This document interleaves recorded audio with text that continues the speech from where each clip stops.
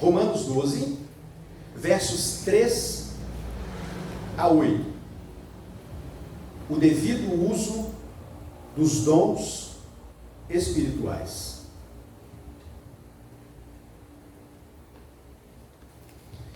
Diz-nos assim a palavra do nosso Senhor: porque pela graça que me foi dada, digo a cada um dentre vós, que não pense de si mesmo além do que convém. Antes, pense com moderação, segundo a medida da fé que Deus repartiu a cada um. Porque assim como num só corpo temos muitos membros, mas nem todos os membros têm a mesma função.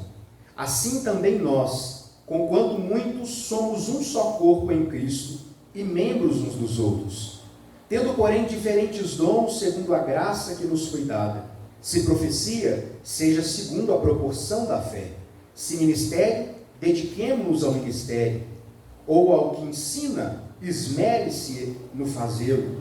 Ou o que exorta, faça-o com dedicação. O que contribui com liberalidade, o que preside com diligência, a quem exerce misericórdia com alegria. Amém. Vamos orar mais uma vez? Deus querido, nós te agradecemos pelo texto que acabamos de ler. Pedimos a Deus que o Senhor fale ao nosso coração por meio da exposição dele, que o Senhor, ó Deus, aplique a sua palavra à nossa vida como igreja, a fim de que possamos de fato produzir frutos de justiça na ação do Espírito Santo para a glória do seu nome, em nome de Cristo Jesus. Amém. Irmãos, nós estamos iniciando a segunda metade da carta de Paulo aos Romanos. Matematicamente, textualmente, nós não estamos na metade, já avançamos um pouco mais. No que diz respeito ao assunto tratado por Paulo e a proposta pedagógica de Paulo, nós estamos exatamente na metade da carta. Temos dito que nós podemos facilmente dividir a carta em dois momentos. Um momento mais teórico, capítulo 1 até o capítulo 11, onde Paulo desenvolve teologia a respeito da salvação e todas as implicações que a salvação em Jesus Cristo acarreta a vida daqueles que são alcançados. A última, destacada por Paulo, foi esta transformação de vida. Nós entramos então na segunda parte, que embora continue sendo doutrinária, é notadamente mais prática. Então Paulo primeiro apresenta os argumentos e depois ele aplica esses argumentos à vida da igreja, com conselhos, com ordens, com instruções, considerando tudo que ele já tratou até aqui. E nós percebemos como Paulo age desta maneira pedagógica em todas as suas cartas. Então, nós começamos a parte mais prática da carta de Paulo aos Romanos, com Paulo fazendo um pedido aos crentes da igreja de Roma e lhes oferecendo dois mandamentos, dois conselhos, duas ordens, chame do que você quiser, mas Paulo coloca aqui dois imperativos para que possamos de fato experimentar tudo aquilo que ele apresentou, esta transformação que o Espírito Santo gera na nossa vida. E ele, pois, começa no capítulo 12 fazendo esse pedido: eu rogo a vocês, irmãos, pelas misericórdias de Deus, ou seja, na ação de Deus na vida de vocês, para que vocês apresentem o vosso corpo como sacrifício vivo. Então a ideia de Paulo é que o nosso culto é prestado a Deus. Nós vimos isso na semana passada, tanto de forma ampla, de forma coletiva, de forma solene, bem como de forma individual, quando nós nos oferecemos a Deus como sacrifício, diferentemente daquilo que acontecia no Antigo Testamento, quando aqueles que desejavam cultuar a Deus oferecia um sacrifício alheio a si mesmo a Deus, apresentava a Deus um sacrifício outro, para que pudesse apaziguar a ira de Deus por causa do pecado, até que viesse Cristo. Agora, depois de Jesus Cristo, depois de recebermos o Espírito Santo, Paulo não faz menção de oferecermos a Deus sacrifícios veterotestamentários. Aqui não existe animais sendo sacrificados, mas nós mesmos, com tudo aquilo que envolve a nossa vida, e nós vimos isso na semana passada, a explicação da palavra corpo neste texto como culto a Deus, que sobe a Deus como um aroma suave, tal como acontecia no Antigo Testamento.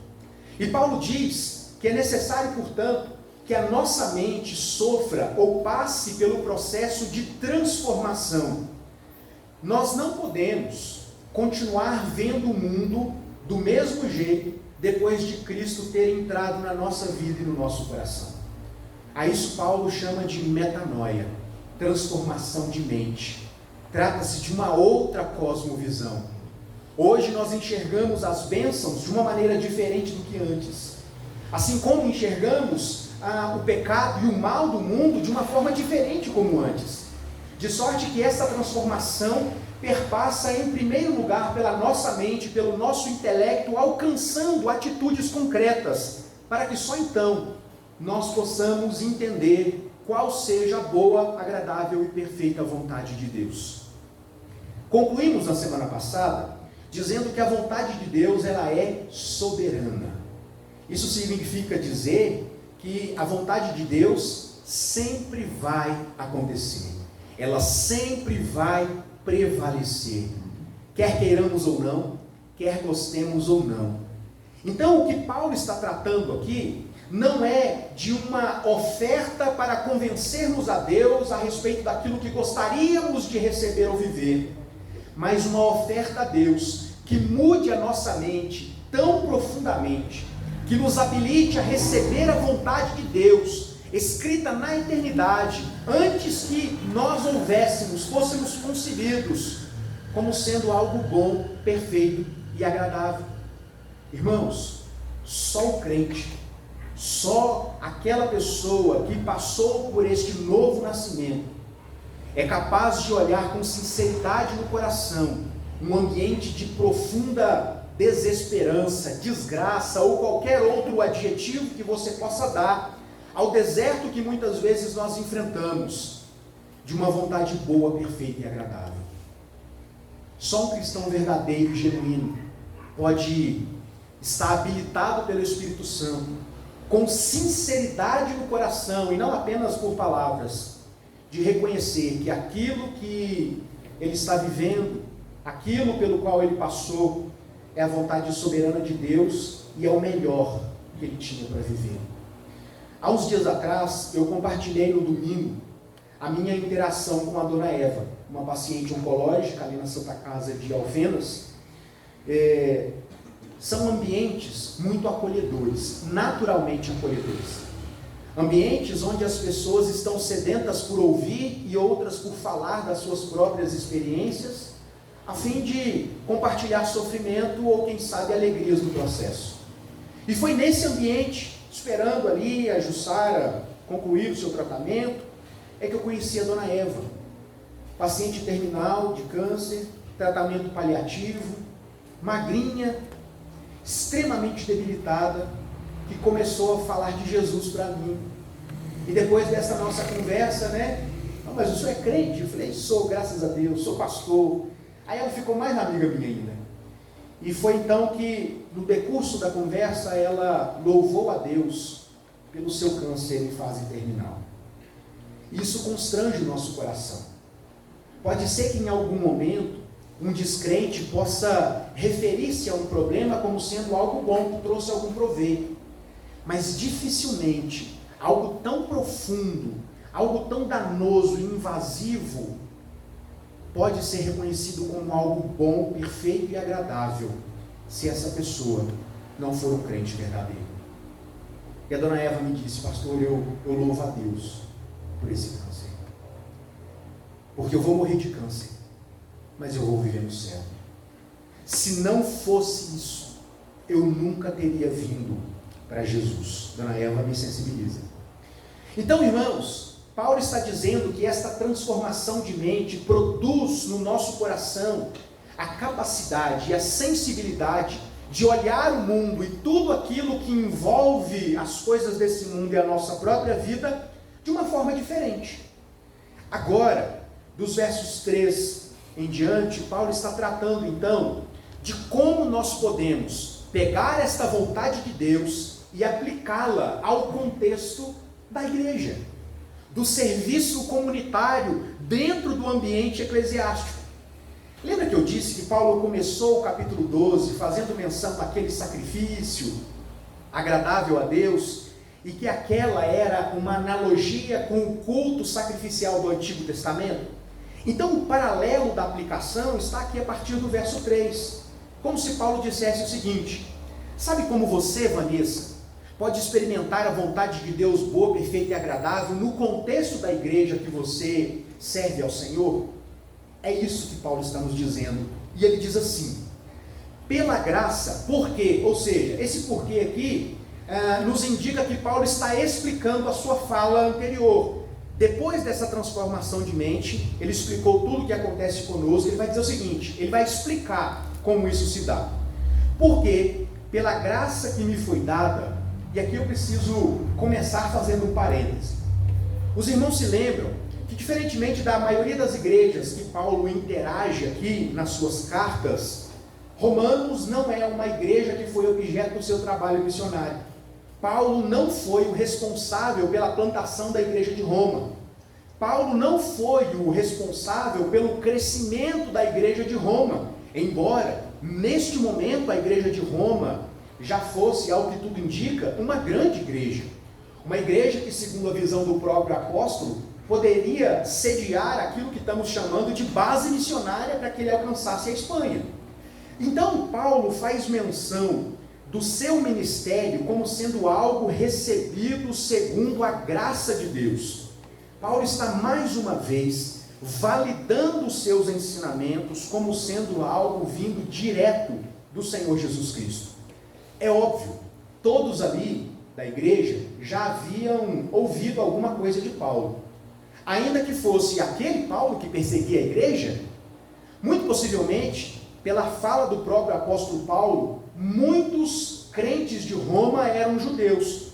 Por isso, Paulo faz tantas citações do Antigo Testamento para provar os seus argumentos. Então, buscando aqui a autoridade para as suas palavras, ele então evoca a graça de Deus que foi concedida a ele. Ou seja, eu falo com vocês como quem tem autoridade apostólica, porque Cristo se revelou a mim, e pela graça que me foi concedida, eu apresento todos esses ensinamentos a vocês. E que ensinamento é esse, de forma prática? Primeiro deles, irmãos, como nós, aqui a referência aos crentes de Roma, mas por conseguinte a nós outros, cristãos, como nós devemos pensar a respeito de nós mesmos. Paulo toca num assunto muito sensível. Como você deve pensar a respeito de você? É como se Paulo provocasse a nossa imaginação. O que você pensa a respeito de você mesmo? Até onde vai a sua reflexão a respeito das suas potencialidades, das suas habilidades, daquilo que você faz ou poderia fazer na igreja? E Paulo, então, ele, ao invés de tratar de forma mais generalizada, como se tratasse de questões mais gerais de toda a igreja, ele particulariza essa reflexão quando ele diz: cada um pense aquilo que cada um, por sua vez, pense em como tem considerado a si mesmo. Não façam isso além do que convém. Não pense em si mesmo além do que convém. Não ache de você aquilo que você não é. Não tenha expectativas grandes demais que sejam distantes daquilo que você de fato é. Não é porque você prega na sua igreja que você tem o conhecimento de Augusto Nicodemos. Não é porque você consegue articular bem alguns argumentos que você tem a mesma retórica de Dr. Mark Lloyd Jones. Menos. Isso não significa que, por não termos as mesmas qualificações, por exemplo, destes que citei, nós somos inferiores a eles. Nós apenas somos diferentes. E essa, segundo Paulo, é a beleza da igreja, irmãos. Não existe autossuficiência no corpo de Cristo. Não existe autonomia em qualquer membro que seja. Não existe membro, corpo sadio, com membros amputados. Quando existe a amputação ou a inação de determinado órgão, membro que seja, todo o corpo sofre. Não tenha, portanto, estimativa exagerada a respeito de você. Não tenha um conceito mais elevado do que aquele que você deveria ter. Por quê? Paulo então nos faz pensar dessa forma. Por que Paulo então nos provoca esta reflexão? Pense, irmãos, vamos considerar que Paulo está tratando da intervenção do próprio Deus na vida e no coração do ser humano. Vamos pensar como era essa interação no Antigo Testamento? Quando Deus desejava uma missão específica na tarefa de conduzir o povo, o que Deus fazia? Deus derramava o seu Espírito sobre esse líder. Nós vemos isso acontecendo em pontos específicos, com pessoas específicas ao longo da igreja, onde Deus concede o seu Espírito, capacitando esta pessoa, esse indivíduo, para tarefas específicas, a fim de que o exercício desse dom de liderança fosse bem sucedido. Nós vemos isso no ofício sacerdotal. Os sacerdotes eram ungidos, recebiam o Espírito Santo para o seu ofício. Nós vemos isso na unção dos reis, e aí nós podemos citar um texto tão emblemático, que foi quando o próprio rei Davi, ainda um menino, pastor de ovelhas, até aquele momento, sem qualquer qualificação administrativa de gestão bélica, Davi não era um grande general, alguém que cresceu, por exemplo, como Moisés, no palácio, tendo ali as melhores influências de gestão de conflitos. Davi era um pastor de ovelhas, o menor de sua casa, o mais contraindicado para o ofício. No entanto, Deus vai lá, separa aquele menino, manda com que o profeta Samuel unja a sua cabeça. E sabe, irmãos, é interessante o detalhe daquele texto. Davi foi ungido naquele momento. Antes mesmo de ser coroado rei, diz-nos o texto, que depois da unção, Davi foi cheio do Espírito Santo. Então perceba que todo o contexto da fé judaica, da fé que tinha o templo como a expressão da religiosidade, do culto, do sacrifício, estava vinculada à ação de Deus de forma pontual na vida individual daqueles líderes. No Antigo Testamento isso muda completamente, porque Deus revelou-se a todos e derramou o seu Espírito, o Consolador prometido por Jesus em Atos 1:8, que foi dado no capítulo 2 de Atos a todos quanto creram. Então perceba, aquilo que era privilégio de alguns no Antigo Testamento, agora, irmãos, continua sendo um privilégio inestimável, de valor incalculável, porque trata-se da presença de Deus, mas a todos que creem, a todos aqueles que agora são israelitas de fato, que estão vinculados a Jesus. Então perceba que isso poderia causar um efeito danoso no coração, como ainda pode, e como não poucas vezes nós percebemos isso, que é a soberba. Pessoas que acham que por possuírem determinadas habilidades são superiores aos demais crentes. É interessante que Paulo passou por um processo pedagógico onde foi necessário ser afligido por aquilo que chamou de espinho na carne, para não incorrer na soberba, para que ele não se achasse mais do que as outras pessoas. Então perceba como existe uma conexão do conselho de Paulo para a igreja de Roma com aquilo que ele mesmo aprendeu do próprio Cristo. E para que não me ensoberbecesse com a grandeza das revelações, foi-me posto, foi Deus que colocou o espinho na carne de Paulo, aquela dificuldade, mensageiro de Satanás, diz ele, para me esbofetear, a fim de que eu não me ensoberbecesse. Por que isso, irmãos? Aquela dificuldade que afligia o apóstolo Paulo como uma tortura, cotidianamente, era como se todos os dias o grande apóstolo Paulo, que foi privilegiado e ter de Deus revelações em questões que ele denominou de estar no corpo ou fora do corpo, no terceiro céu, ouviu coisas do próprio Deus, de Jesus, que não é lícito dizer a todas as pessoas.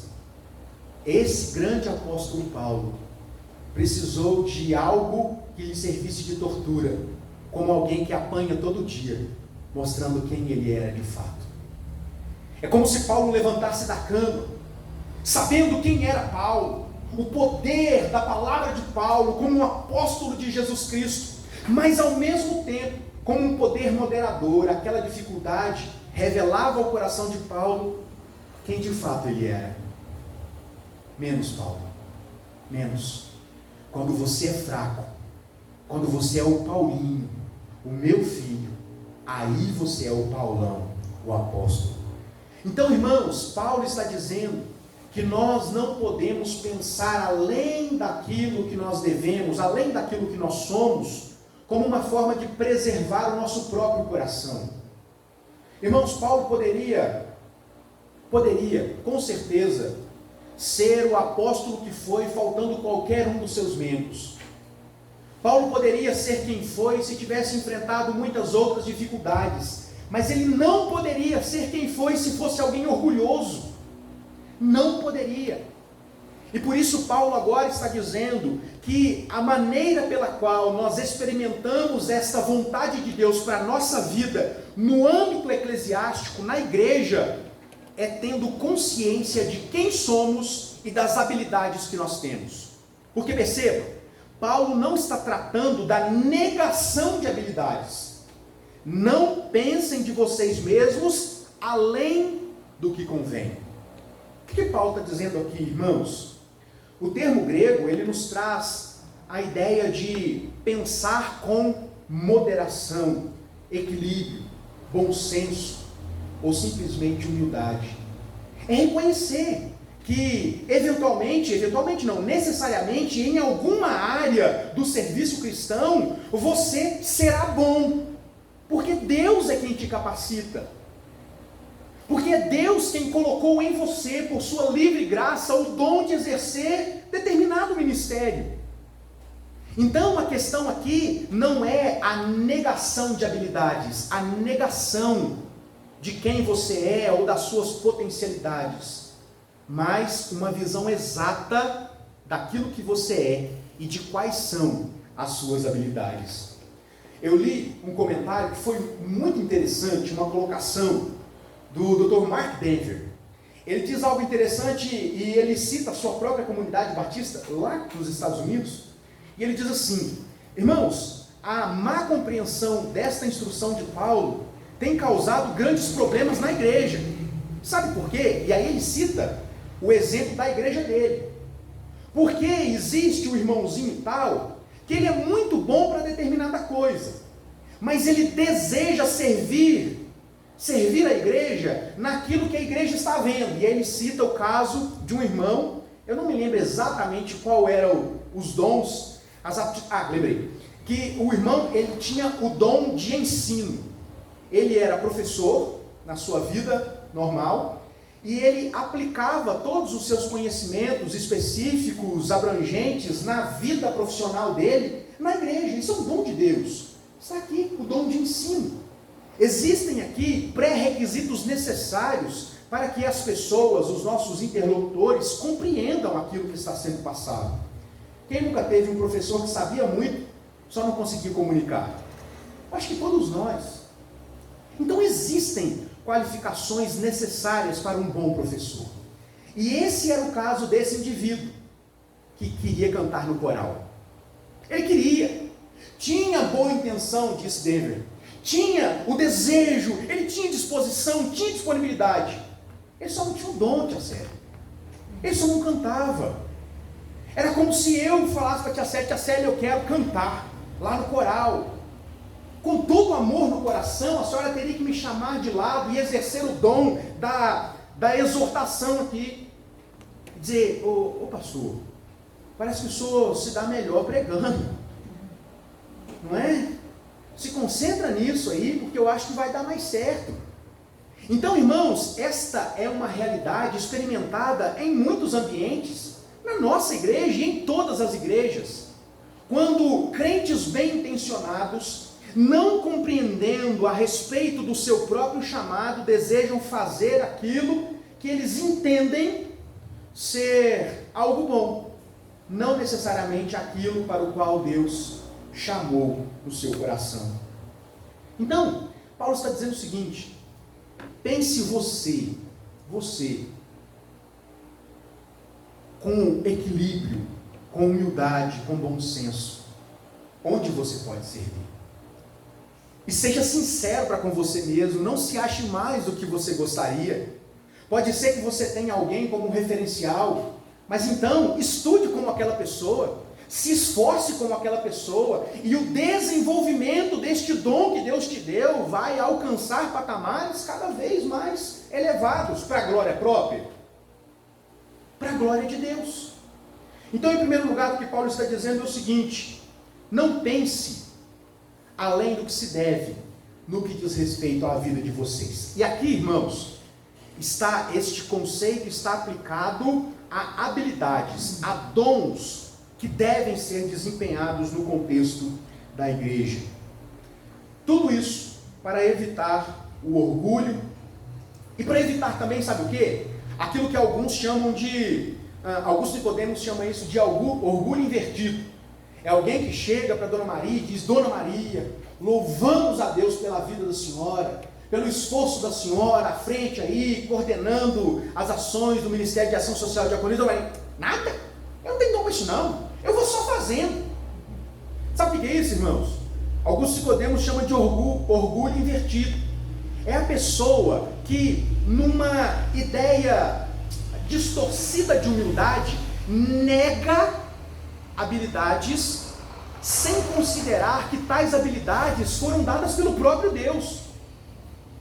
Então aqui não se trata de negar que temos o dom, mas de considerar em que fase nós estamos do desenvolvimento deste dom. Hoje eu sou assim, gostaria tanto que fosse assado, mas hoje eu sou assim. Então eu preciso orar mais, eu preciso me esforçar mais, eu preciso estudar mais, eu preciso ser mais dedicado, e assim ter uma visão adequada a respeito de mim mesmo. Paulo continua, e aí no decorrer do texto ele faz a analogia que torna Paulo tão conhecido por suas analogias. Ele cita a igreja comparando-a ao corpo. E aí existem, irmãos, aplicações tão profundas, abrangentes a respeito desta analogia de Paulo, que nós poderíamos ficar assim, fazendo uma série de reflexões a respeito de como nós, membros, somos ao mesmo tempo um e muitos. Como ao mesmo tempo somos tão diferentes, mas somos um só corpo. Como ao mesmo tempo temos tantas diferenças, mas isso não nos separa, nos completa. Então existem muitas aplicações acerca desta analogia que Paulo faz, e ele está dizendo o seguinte: porque vocês são um, não são insubstituíveis, mas a vocês foi dado dons específicos. Não existe, irmãos, na igreja cristã, alguém que preencha todos os dons, até porque estas listas que Paulo cita aqui e outras duas, não são listas exaustivas de dons espirituais. Então não existe qualquer pessoa capaz de ter todos estes dons, porque não existe autossuficiência na igreja. Existe uma relação de sinergia no trabalho e interdependência nas ações. Eu posso ser o maior pregador que puder ser. se eu não tiver líderes, pessoas capazes de mover, de trabalhar, eu serei um pregador que prega para mim mesmo. Não é o caso, mas poderia ser. Então não se trata de individualidade por individualidade, mas de particularidades em prol da coletividade. E é isso que Paulo está nos dizendo no restante do texto. Embora muitos, espalhados pelo mundo, somos um só corpo em Cristo. Não somos melhores uns dos outros. Aquele que toca e o que aparece não é mais importante do que aquele que fica escondido atrás do biombo lá. O Mateus é um exemplo disso, né? Daqui a gente não vê o Mateus lá atrás. O Juninho a gente ainda vê. O Mateus a gente não vê ele lá. Então, Mateus, o papai, porque está aqui na frente pregando, não exerce um trabalho mais importante do que o seu. É apenas diferente. E esta realidade se aplica a toda a igreja. Um presbítero não é mais importante do que um diácono do que um líder de ministério, e assim sucessivamente em cada um de nós. Esta é, irmãos, esta é a comparação de Paulo. E no final do texto, ele então parte para o encorajamento na busca por descobrir qual é o seu dom. Irmãos, nós não podemos viver negando aquilo que é claro na Bíblia. A gente não faz teologia com silêncio, né? Senão a gente faria teologia especulativa. Tem muita por aí, muita. Mas nós não podemos negligenciar aquilo que está claro. Bom, até aqui já ficou claro para nós que Deus nos chamou pelo Espírito Santo para reconhecermos Jesus como nosso Salvador. Esta interação de Deus no nosso coração, na nossa mente, produz uma transformação que nos leva a receber a vontade de Deus como sendo a melhor para nós. E usar este conceito na vida eclesiástica, na vida da igreja. Então todos nós temos o Espírito Santo. Se todos nós temos o Espírito Santo, todos nós somos chamados à missão. Todos nós temos um dom. Ah, mas e fulano? Tem vários. Amém por isso. Existe mesmo. Muitos irmãos que são muito abençoados por Deus e pelos santos propósitos de Deus, Ele conferiu a este uma variedade de dons, que também não credencia a ser autossuficiente. Mas todos nós temos dons que nós precisamos servir ao Senhor. Na semana que vem, nós estaremos tratando pormenorizadamente, pelo menos, mais ou menos pormenorizadamente, né? Porque cada questão aqui daria uma série de reflexões, de estudos, mas eu gostaria de ponderar cada um dos dons aqui mencionados por Paulo em Romanos 12. E nós veremos, irmãos, como tais dons são diferentes. Não existe aqui uma relação de hierarquia, mas de diferença. Por quê? Para que na diversidade houvesse completude. Para que o pastor olhasse para o Júlio lá atrás e reconhecesse: Júlio, eu preciso de você. Eu não teria subido nessa igreja essa semana. Eu nunca mais subi, nunca mais. Falei para o Júlio. Deu problemas intestinais, assim, durante todo o dia. Sudorese, uma série de outras coisas. Eu nunca mais subo. Mas eu precisei subir para ver o que estava ali, o que nos aguarda. Eu nunca teria feito isso se não fosse a paciência e a segurança que o Júlio me passou. Assim como eu poderia aplicar esta mesma realidade a cada um dos irmãos. E qual é a análise que nós devemos fazer como resposta a essa palavra? O que eu penso a respeito de mim? Porque sabe, de vez em quando a gente precisa ser mais incisivo em alguns chamados. Ô irmão, ô irmã, por que você não ajuda em determinado ministério? Não, pastor, não, de jeito nenhum. Eu não tenho capacidade para isso. Então, você tem capacidade para o quê? Então, diz aí, porque serviço está sobrando. Me diz aí, eu te direciono. Eu posso ter pensado errado no meu direcionamento, mas me diz aí o que você pensa de você, onde eu posso te usar, onde você pode ser útil na obra de Deus, me diz aí. Na maioria das vezes a resposta para esta questão é sempre: uai, sei não. o que você pensa a respeito de si mesmo. Cuidado com o orgulho. Cuidado também com o orgulho invertido. Augusto Nicodemos, mais uma vez fazendo uma citação do Augusto, ele diz o seguinte: não existe em nenhuma das páginas da Bíblia, em nenhuma das listas de dons espirituais, o dom espiritual de espectador. Ah, Samuel, qual que é o seu dom espiritual? Pastor, meu dom espiritual é de participação. Estou em tudo, eu estou disposto, eu vou, eu estou lá, eu sou o primeiro a chegar, o último a sair. Pois é, Samuel, mas ali, qual que vai ser a parte que te cabe no serviço? São tantas frentes. Não existe, irmãos, dom espiritual de espectador. E talvez você esteja pensando, mas qual é meu dom então? Vou perguntar para o pastor. Não faz isso não. Eu posso talvez te dar uma percepção que é minha, mas você precisa ter a percepção que é tua. E como você pode receber ou ter a convicção dessa percepção, desta direção? Falando com Deus. Lembra que Paulo começa o capítulo 12 fazendo o quê? Ofereçam o vosso corpo. Lembra o conceito de corpo? Mente, corpo, com a nossa integridade da nossa existência como culto a Deus. Faça isso. E eu tenho certeza, e essa garantia eu posso dar porque a Bíblia dá, que você será orientado quanto àquilo que Deus tem te chamado. Eu tenho certeza, irmãos. Faça esse desafio. Se apresente a Deus com todas as áreas da sua vida, com tudo que você tem. Diz: Deus, é o restinho que tem de mim, mas é tudo seu. Desse restinho ele faz um vaso novo, irmãos. É isso que Jeremias está dizendo. Então, não existe o dom de espectador. Deus tem uma vontade para cada um de nós. Qual é o seu lugar no corpo? Qual é a função que você, e Deus chamou você para exercer nesse corpo?